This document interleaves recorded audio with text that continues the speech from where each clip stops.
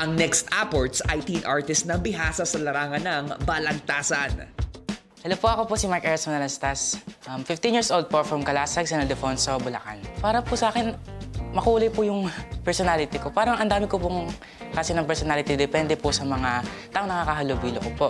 Sa mga kaibigan ko po, siyempre po, jolly po akong masayahin.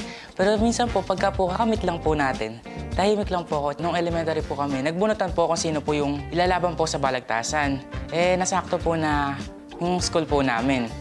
So yung teacher po namin naghanap po kung sino po ang mag-represent po sa school.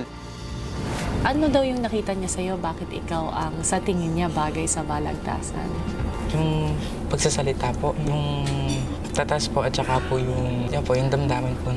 Nakaka-enjoy po siya kasi po na-express niyo po yung sarili niyo. Tapos parang nagiging isang public speaking din po siya. Paano mo na-instill dito kay Eros na talagang maging bihasa sa Tagalog? Sariling aral niya lang po yun. Sariling sikap yun? Bakit? Bakit gano'n na lang yung interest mo sa pag-aral ng Tagalog at ng Filipino? Para po kasi nakakabasa po ako ng mga tula po. Nakakatuwa po kasi pakinggan po yung mga malalalim po na salita. Lalo na po yung mga magkakatugma po, nakakatuwa po sila. Grade 4 po, namimili rin po yung teacher po namin ulit ng kakanta po.